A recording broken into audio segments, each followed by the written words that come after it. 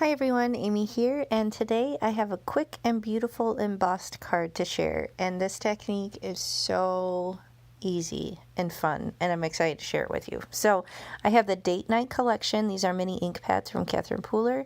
Here is a photo of the finished card to show you the direction that we're headed, but I think I made this in maybe 5 minutes. It seriously came together so fast. So here I'm just doing some ink swiping. So I actually end up using, I think, all the colors from this pad set.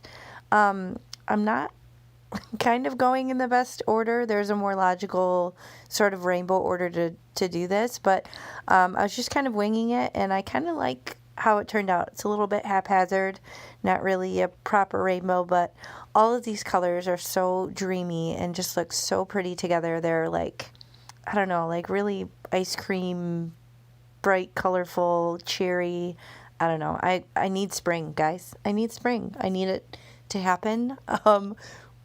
It's crazy here, and I'm over this weather in Michigan, and these springy type of colors make me happy. So that's where we're going with this. So again, I'm like, oh, okay, where am I going to put the pink? I've kind of, at this point, I realized I didn't do a great job with the colors that I put next to each other. But again, it all worked out okay in the end. And you can see I'm not doing this perfectly. It's kind of organic on purpose, and it ends up working out well. Now here, I decided I wanted to activate the ink a little bit.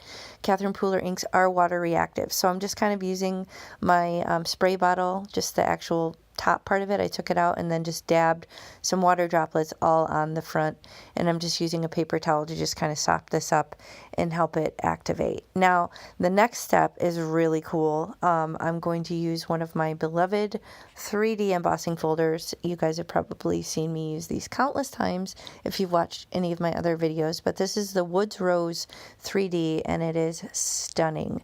So I'm going to run this through off screen through my embossing machine. I use a Spellbinders Platinum 6, which works great with these 3D embossing folders. So use whatever sandwich works for your particular embossing folder, but look at that dimension and detail.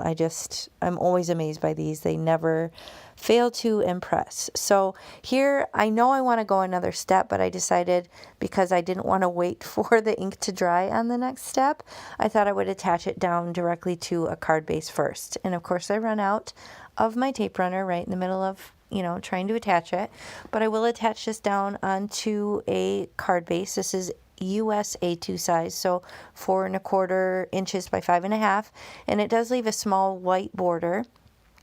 You could also, before you emboss the panel, you could do a pretty stitched edge die or something like that to kind of take it to the next level. But here I have my Hero Hues Unicorn White ink, and I have just a foam dauber, and I'm just kind of light-handed brushing over the blooms and the leaves because it gives it just a little bit more distinction from the background and helps the design pop out just a little bit more. Now you can see it's very subtle, but it really does make a difference and allow that design to stand out off the background just that little bit more. So if you find your embossing is maybe just not standing off quite enough, then maybe give this a go. Now this also works great on colored cardstock if you do like a dark navy or black or even a craft. This white pigment ink is where it's at. You can really take it to the next level without a lot of effort and really help that design just pop off the page. So I'm just kind of working over, I'm just light-handed, just wanting to get the highest parts that are raised on the panel, just to really help that kind of set itself off the background. So that's going to finish that portion. Now I just need to add a sentiment. I'm winging it in typical fashion, don't really have a plan. So I'm shopping my sentiment book here to figure out which die is going to work in the space. I'm kind of thinking the lower right of the composition, so I'm not wanting anything too crazy big. And I always need thank you cards, so that's the direction I ended up going. I believe, I'm trying to remember where that thanks is from. That might be a Trinity Stamps. I'm not sure. I'll link all the products that I used in the video description box below. If you expand and scroll down, you'll find those details. But how easy was that, right? I mean, came together so fast. You could make a really cool gift set for that, or card donations. You could batch a bunch of them. So lots of opportunities there. So I hope you enjoyed this. If you did, please hit the thumbs up, and I'll catch you next time. Bye.